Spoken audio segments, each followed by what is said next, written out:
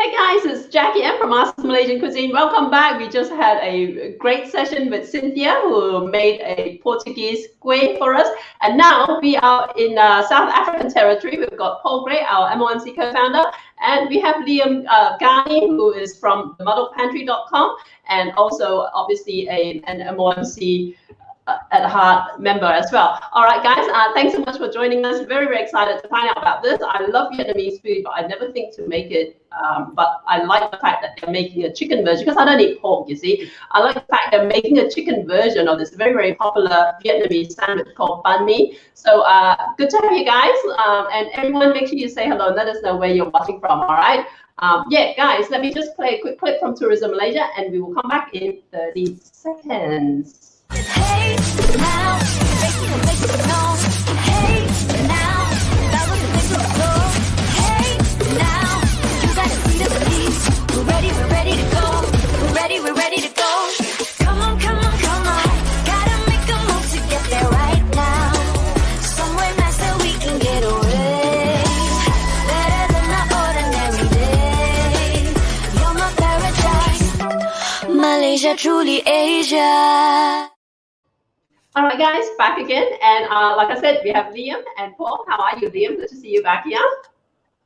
Great. Very, very excited to be here. This is my favorite sandwich. So this is, lunch is going to be so good. Okay, Yeah, it's going to be really nice. good. And by the way, guys, the two boys are making different versions of the same sandwich. They're using different recipes. So let's see how they turn out, all right? So Paul and Liam, take it away. I'm going to disappear from screen. And all the best, guys. I see now. Okay, this is a versus. It's you versus me, our different banh mi's. it's not even you versus me. It's some lady I found on the internet called Andrea Nguyen versus, I don't know where Liam got his recipe. Some random recipe I've got. Random recipe one versus random recipe two. I see you tossing your arrow up and down. I am. Nice. I decided to get fancy because where did I go? Let me just check. It was Checkers. It was like $35 or something for 4 avos that are already ripe. So I was like, hey, I'm not going to say no. Yeah, I was saying, it's one of those things about South Africa. When it's avo season, it's amazing. If you love avo season. It's heaven. It's heaven. I'm amazed the millennial population of the world doesn't descend on South Africa during this time of year, because it's amazing. It's a lot. And avo is really good. So yes, so we're making banh mi. Okay, so what is banh mi, everyone? It's as Jackie said, it's a sandwich. There's lots of different versions. Again, with street food, everyone has their own little take on it. But traditionally, it's usually a pork sandwich, and often it has a variety of different pork in it. We're going for a chicken version, so ours is a lot more stripped down. But it usually has pork belly in it. It can have pork terrine in it. It can have pork sausages. It can have pate. All those things mashed together with some pickled items in it as well, just to cut through the flavor a bit. It's simple. But it's so delicious. Really. I can't wait. Really good. Like my chicken has been marinating overnight in the char siu stuff. Oh, I can't wait. Ooh, yeah. So Paul's doing a char siu version, which most may think is a bit odd, but actually it's quite common that you can get a char siu version. I'm making more of a traditional style Vietnamese flavored version. So I've got things like fish sauce and soya sauce and all that sort of stuff going in it as well. So, but yours is a bit more Chinese. So bear with us. We're making slightly different things. So our marinades are going to be different, and what we both are going to be good, I'm sure. Probably going to differ a bit too. So. You can vote at the end. Who would you rather eat? And if you don't actually, I can set up a poll. Let me set up a poll while you show everyone your ingredients. It's happening. It's happening. You did this to yourself, Liam. Okay, so what do you got ingredient-wise? Okay, so my marinade, that's the first thing I've got. So I've also marinated my meat in advance as well, but I'm going to show you what I'm going to put into my marinade, and I'm going to make it up, and I'm going to marinate it for a bit longer. That's going to be my dinner as well. I'm having banh mi for lunch and dinner.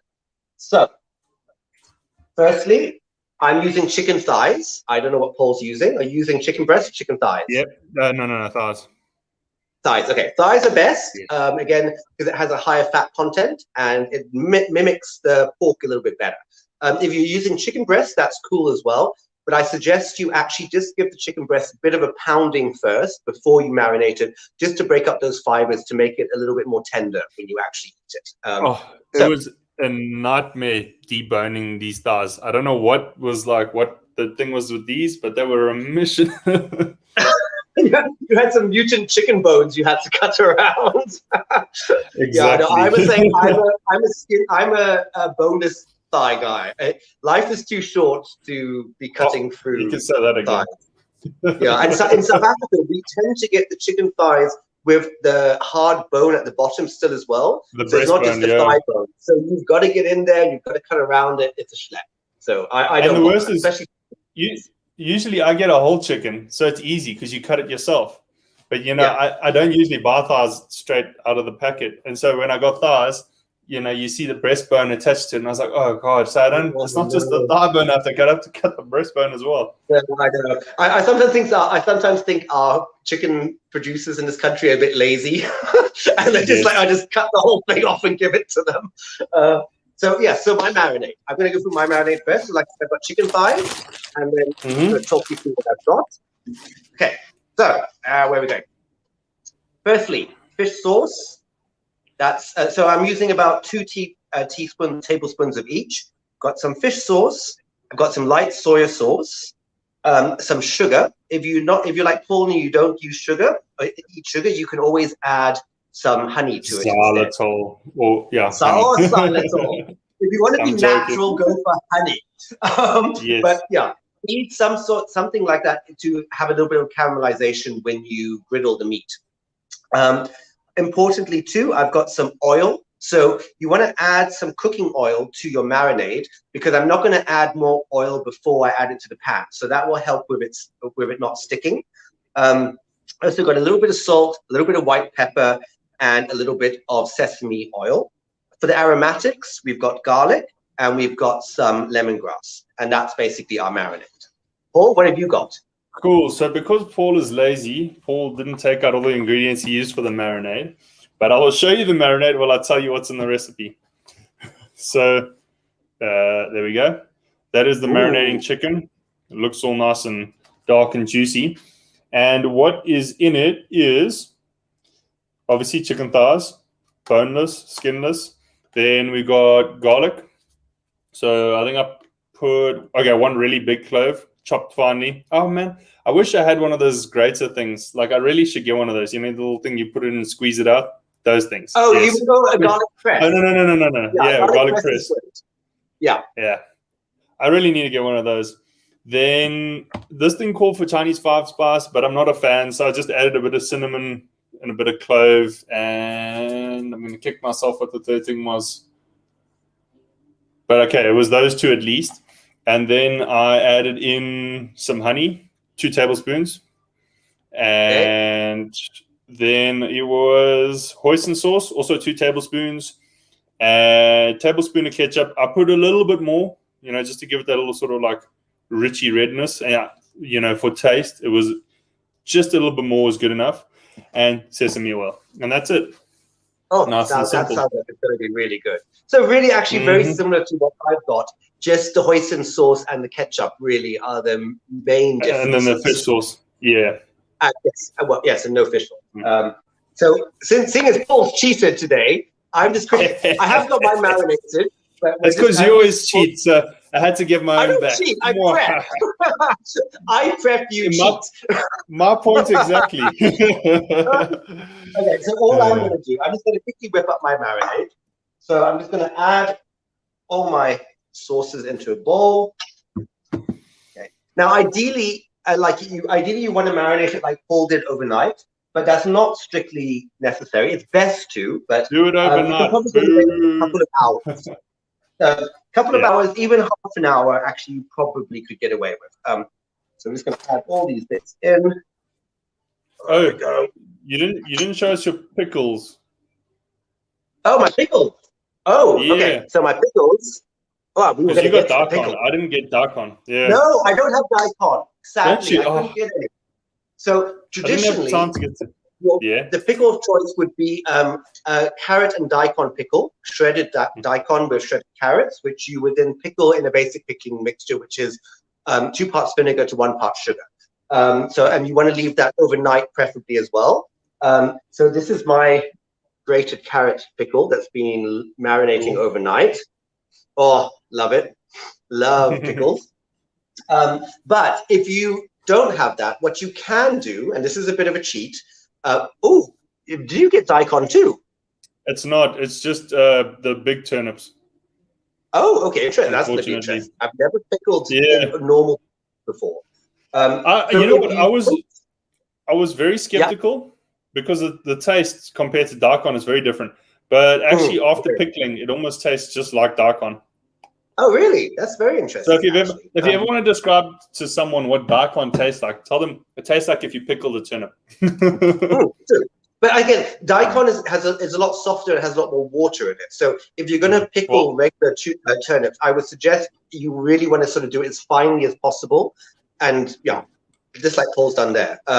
So if you don't have carrots that you've pickled, you can just grate some carrots, and you can actually substitute pickles with other things. So cucumber is something that goes into this. So if you wanted to, you could maybe get the acidity from some gherkins. That's a possibility if you really want to just sort of make this with what you've got around. So gherkins are a good option.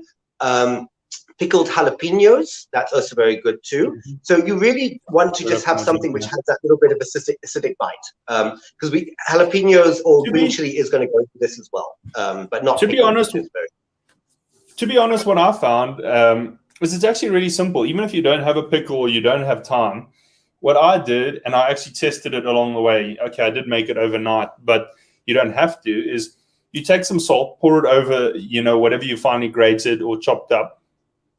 Rub it a little bit, give it 2 or 3 minutes. It pulls a lot of the liquid out. Rinse it off. Chuck in your sugar, or in my case, xylitol, and vinegar, and let it stand. I let it stand for less than an hour. It was about 45 minutes, and it already had quite a pickly taste. So, unless you're in a real rush, you can make it work.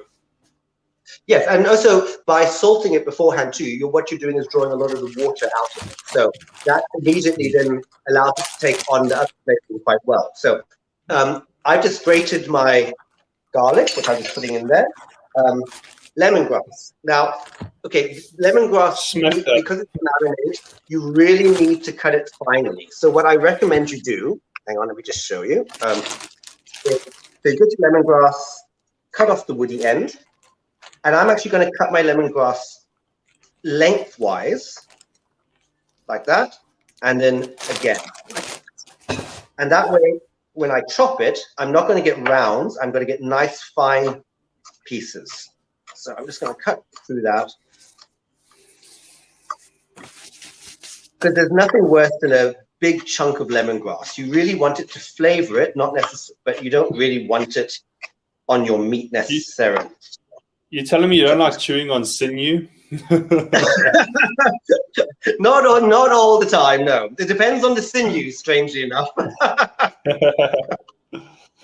just run my through it, which I'm just going to add to my marinade. And we're just going to mix that together, just like that. Just work the sugar into it. Don't worry about the sugar dissolving too much. That's not the end of the world. It will actually break down a bit as it marinates. And then I've got my chicken thighs here. Just bear with me. Okay, so those are my chicken thighs. Not bad, not bad. Okay. And those are just going to sit and marinate until dinner time for me. But in the meantime, these are my pre-marinated chicken thighs. How long did you marinate them for? Ooh, I did it first thing this morning.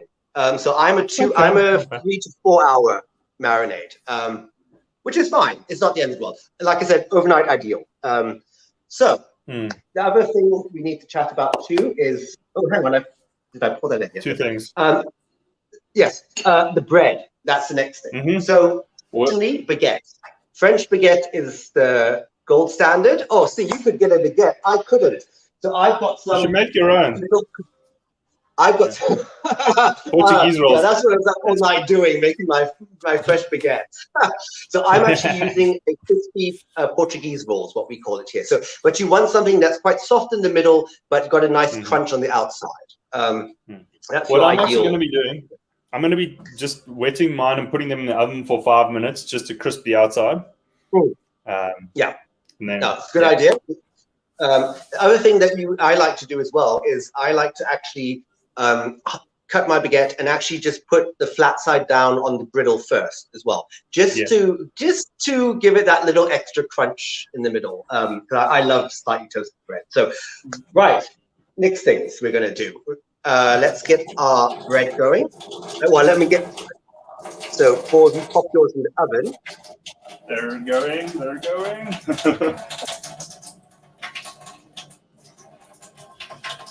So you guys can see. I can't tell if you guys can tell I'm busy wetting the bread, but it's being wet. It just looked like you were caressing your baguette. That's awkward.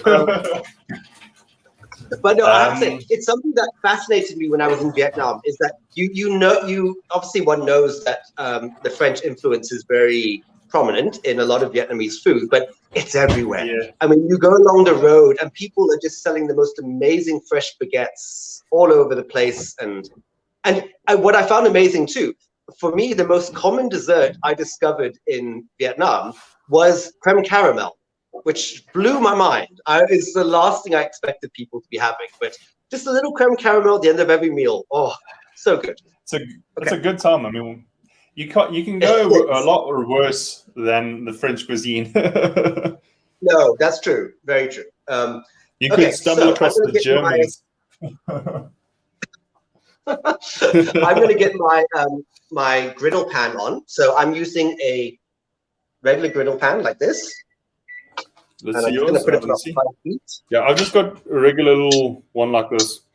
I had a cast iron one, but I seem to have misplaced it. Ooh, what a thing to lose! So I've got mine on a high heat. You want it to be pretty intense because you want to char the meat slightly. Now, part of the reason why, again, as I said, you should add oil to it is I don't like to add oil to my griddle pan, simply because by virtue of the ribs, the oil settles in between them and doesn't actually really make contact with the meat. So all you're actually really doing if you add oil to a griddle pan is you're going to just create a lot of smoke, which you don't really want. This is probably going to be smoky enough as it is. So you don't necessarily have to, you don't really want to do that. You'd rather oil the meat and put that on instead. So let that get nice and hot for the moment. We have a question, Liam, directed at you. Nazreen is asking, would a coney roll do? What's a coney roll? Coney roll, yes. Yeah. As long as it's got a nice crispy outside, yes, definitely. A coney roll is something that we get in South Africa. Quite similar to a Portuguese roll as well. But yes, anything that's got any white bread which has got a nice crispy outside. Something tells me there's a spa near you, Nazreen. Because they love selling coney rolls. Yeah, a coney roll is a classic spa option. Okay, so I'm going to cut through mine. So I'm making a little mini version, unlike Paul's rather massive option. So again, see, nice and soft on the inside. Just going to let the. What can I say? I'm a growing boy. More? You're going to grow more?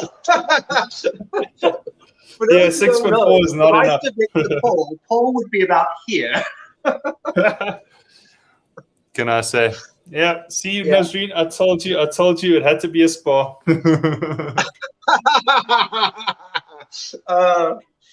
Okay, so I've just got mine coming up, nice and hot.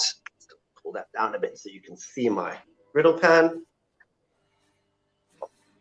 Letting that go. Okay, just going to give my marinade a stir. So whilst that's just heating up, I'm just going to talk through my other bits and bobs that are going in. So I've got fresh coriander, essential. Got to have some fresh coriander in this.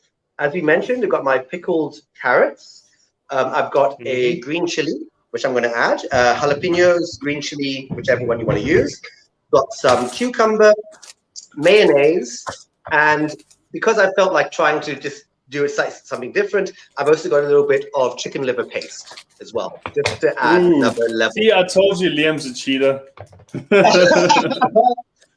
And my secret ingredient, which is not so secret, Maggi seasoning sauce, which we're just going to sprinkle over. There we go. That's our little secret ingredient. Very commonly used in Vietnamese food. Yeah. Again, it's of French origin, so it doesn't seem that odd that it would have found its way into Vietnamese food too. So, okay, my griddle pan's just smoking up slightly.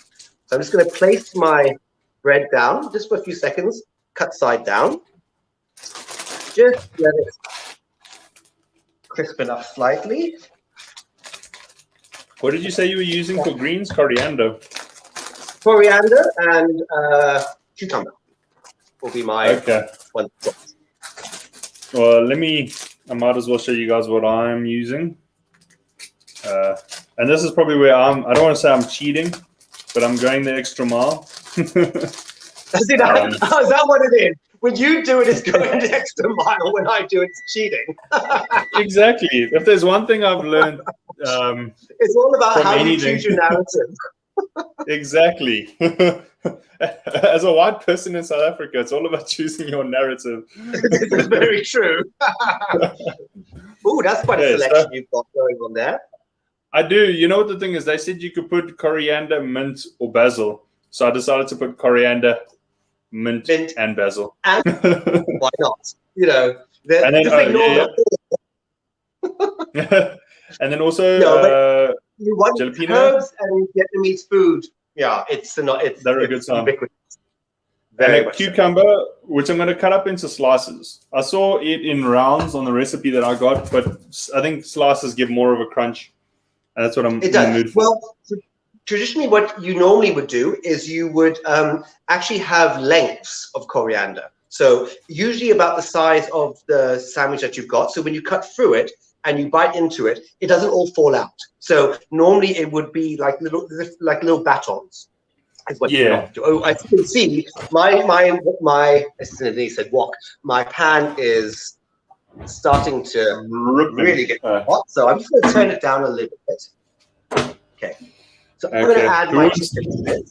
So I toasted off my bread a bit. As you can see, it's just browned slightly.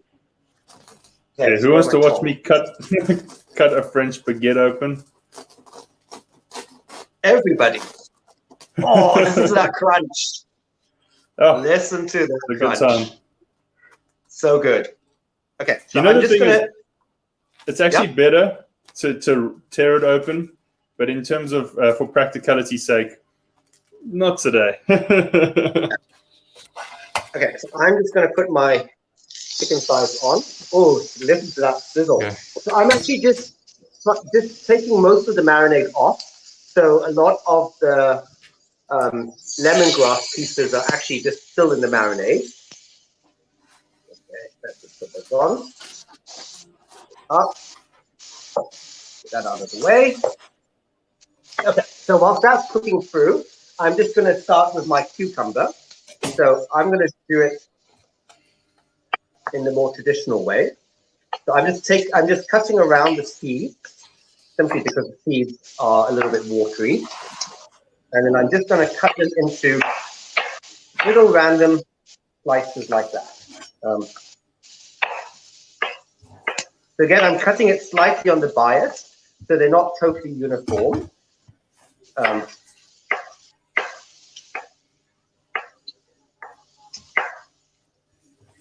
Yeah, I'm going to give my coriander and mint and everything just a bit of a slice.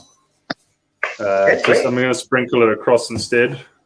Okay. But yeah, that should be decent and long enough. I'm just going to pick through my coriander. So I'm just going to take off most of the large stalks.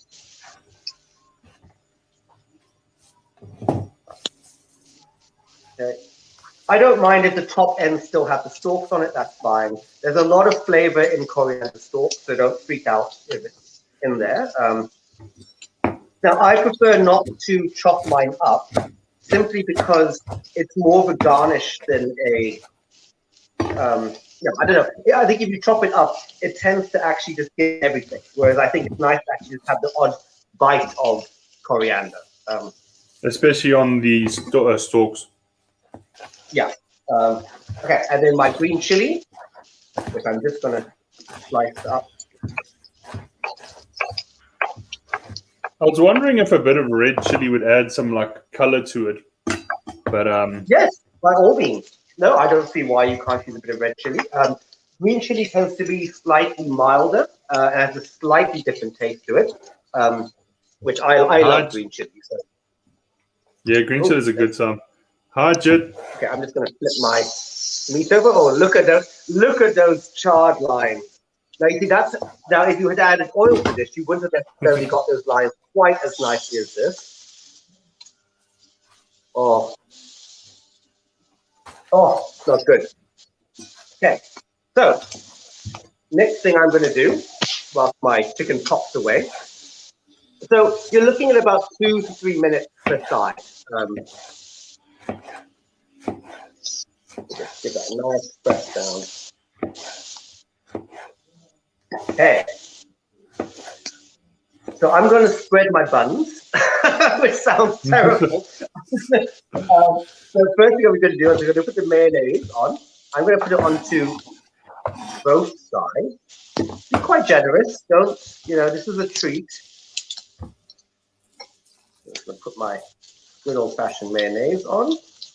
I was going to say, that's an everyday thing for you. Oh, be generous. This is a treat. He says every day he makes This is a lunch. treat. I know.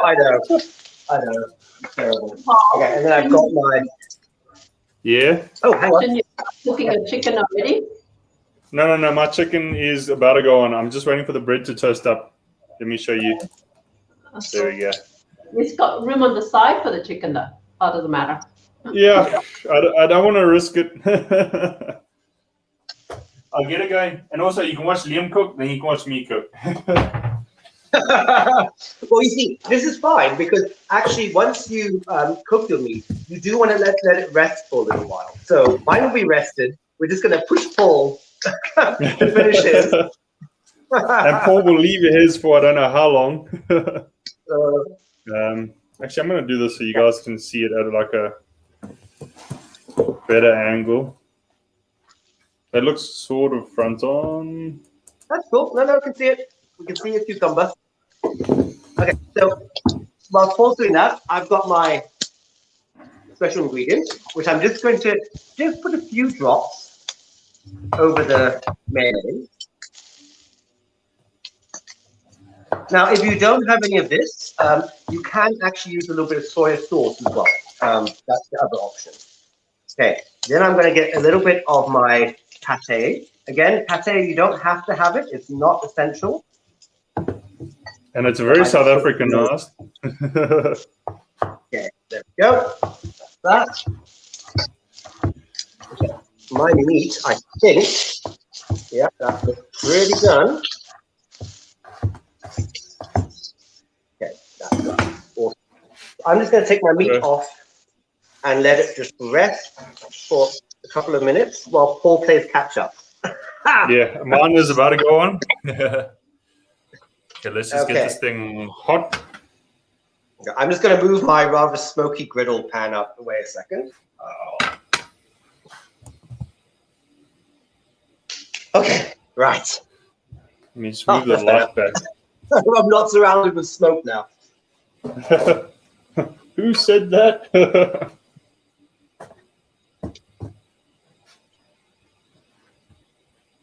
I seem to have misplaced my chicken.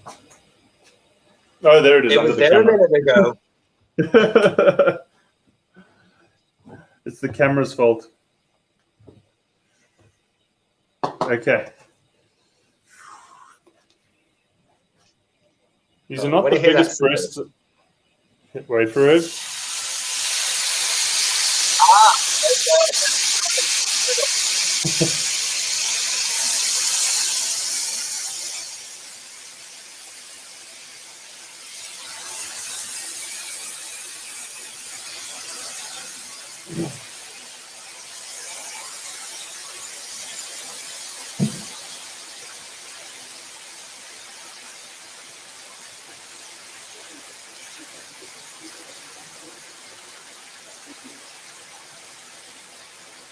Now, obviously, you don't want to have it on too high because you don't want to cook the outside too quickly and then obviously your chicken won't be done inside.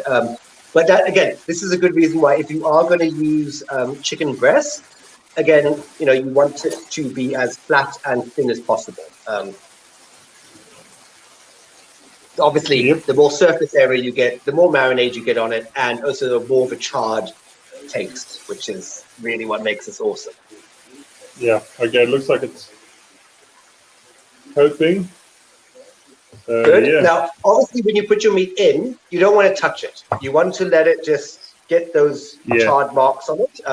The temptation often is that people like to fiddle and just leave it, flip it over. It's really just one side, other side, and you should be done. I was going to say, that's the thing I find, especially with steak, is people always want to poke around in the pan or on the grill or whatever.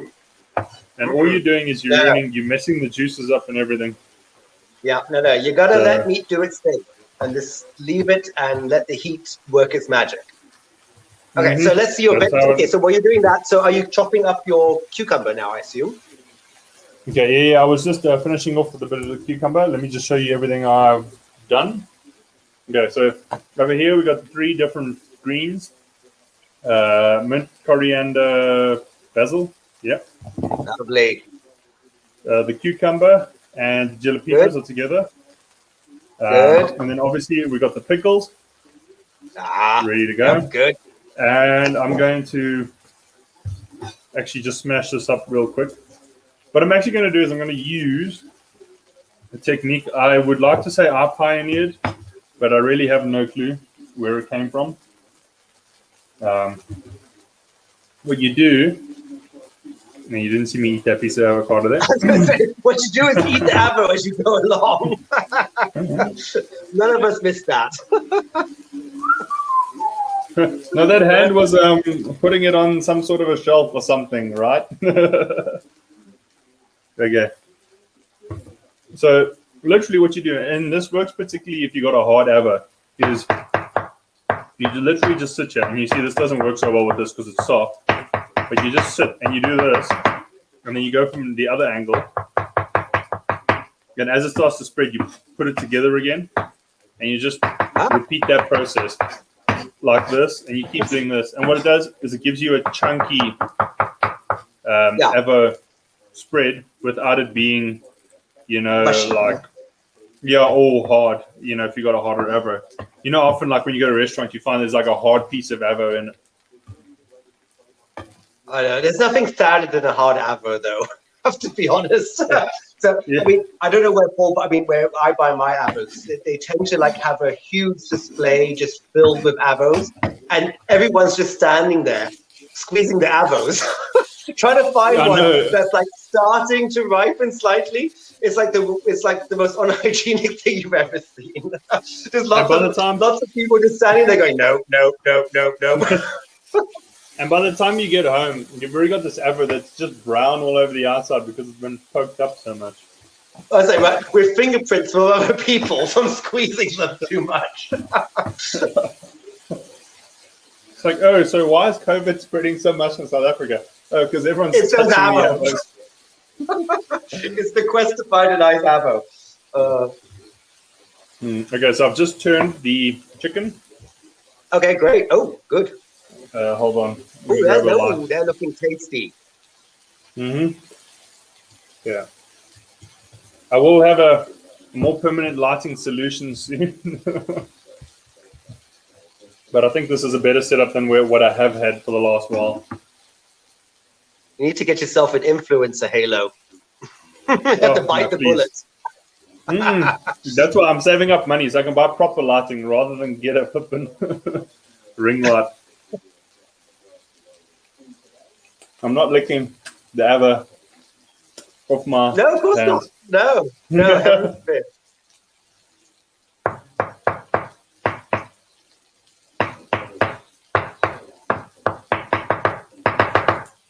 Okay, so while we wait for that, I'm just going to make sure everything's ready. And then we can plate. Okay, so I assume next thing you've got to do is you've got to prepare your bread spreads, for lack of a better word. Just get a spoon. Okay, so yeah, I've got Lane Woolworths mayonnaise. Don't buy mayonnaise from Woolworths. Yes, store-bought mayonnaise. I haven't made my own mayonnaise, so no one feel the pressure to do so. If you do want to do it, by all means, please do, but it's unnecessary. It's a sandwich. Or buy Hellmann's. I was going to say, or buy Hellmann's, and you'll just be happy. It's that simple. I'm a Ross and Crack. Is it Ross and Crackwell? No, not Crackwell. Oh, Ross no. Yeah. Crackwell. Ross and Blackwell. Okay. So we have a sandwich. Okay. Okay. So I'm putting mayo at the bottom and avo at the top. Oh, okay. Nice.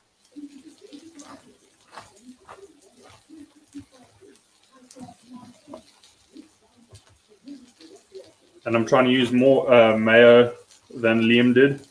But to be honest, I don't want to use a whole bottle, so it's a tough choice. God. Why be scared of a bit of mayo? It's just egg and oil. That's all it is.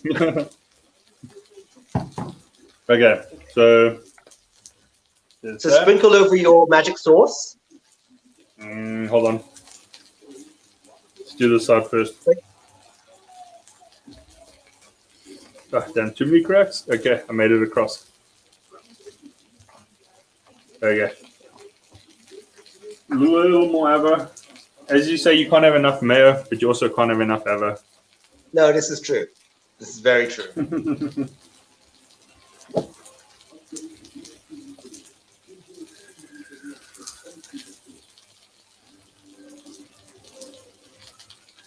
Yep, that's about all you need.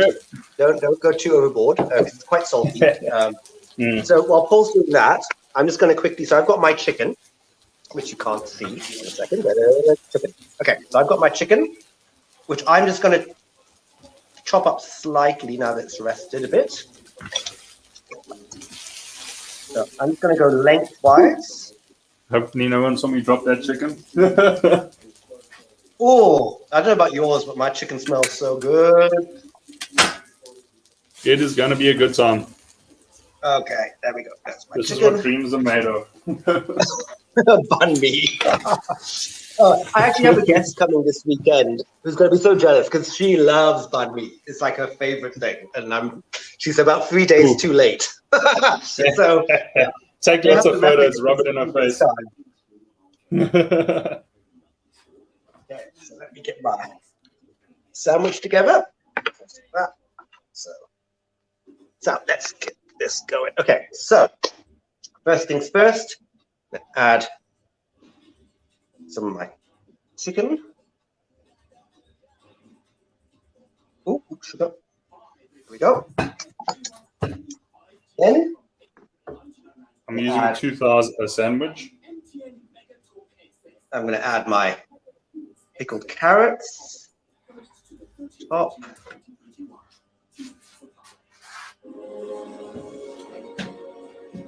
The TV's just got a little louder. Okay. Add my cucumbers. Few green chilies, not many. You don't want to make it too hot. You just want a little bit of taste. And then my coriander on top of that. I'm going the other way around. I'm putting the I'm just going to try to flip this over without it all falling out. Oh, there we go. Oh, sorry, a few little bits jump ship. Right. Where's my thing? Oh, okay. And that, my friends, is banh mi. Okay. Gonna cut that. Okay. Oh, all my bits are falling out. So that's my banh mi sandwich right there.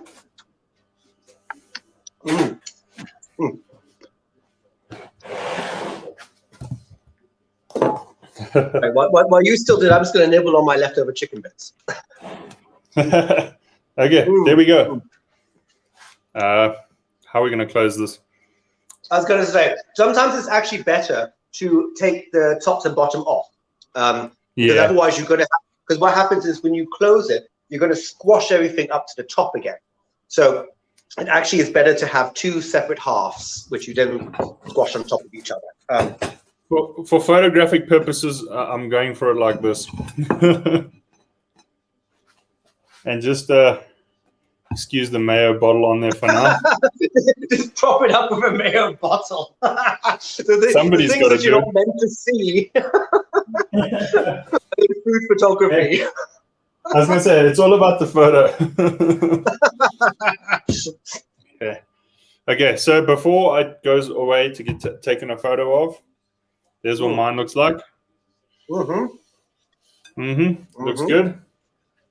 I'm going to have some of mine because I've got so much left over. Right, here it goes. Let's have this. I just hear eating noises. So nice. And the pate works very well, actually. The pate, like here in Sydney, all the banh mi that I ever see, they always have pate with it, sort of thing. So but because I don't eat pork, I don't eat banh mi, so I have no idea what this tastes like. I'm really curious now. Can you tell us again what marinade you use for your chicken, Liam? Sure. Mine was light soy sauce, some vegetable oil, fish sauce, a little bit of sesame oil, some sugar and garlic and lemongrass and salt and pepper. Okay. And Paul, so very, very straightforward. Yeah. Okay, so in mine, sorry, I'm just trying to eat the extra avo here.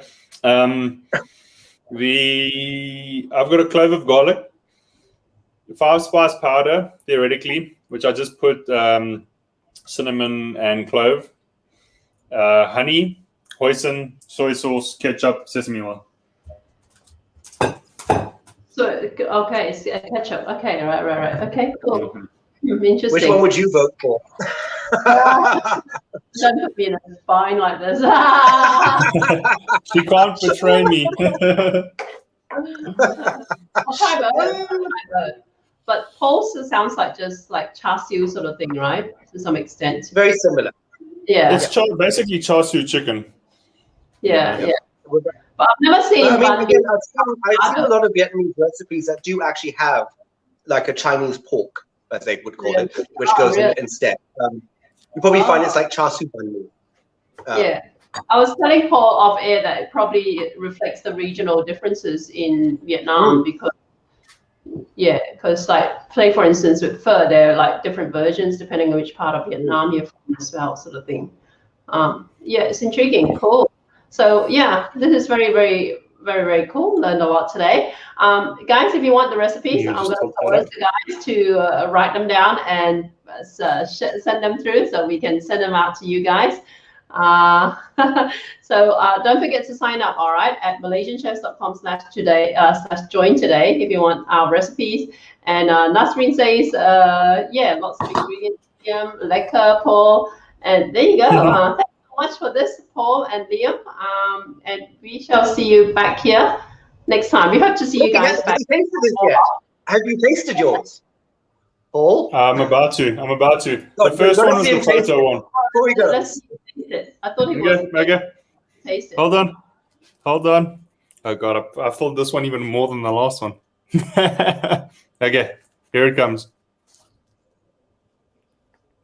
Can you guys see this? This is gonna be messy. Wow. That's a terrible point to phrase the frame. But yeah, very good. Did you get the chicken? The chicken's really good. Okay. Yeah, this is why also it's really good to slice it down the middle too. So when you eat it from the middle, you get all the good bits, not just like the periphery sandwichy bits. Yeah. That is a good time. That's a huge. I could honestly. I could imagine stopping for one of these when you're like walking around the city or something. You just stop, grab one, and carry on like sightseeing or whatever. Can you That's guys the best get thing about street food. Do you guys have much of a Vietnamese community in South Africa or no? All three No, of them, I not think really. so. You said What's all that? three of them. No, I said all three of them. I not think they really. started a We don't community. really have a Vietnamese community, Ah, but yep. people love Vietnamese food. We got As two much as decent they know Vietnamese restaurants, and they're both by Liam. Stanford, Western Cape, culinary capital of South Africa. Why not? All right, guys. Thank you so much. Thanks everyone for tuning in, and we will see you back here next week. All right, ciao. Bye. Bye.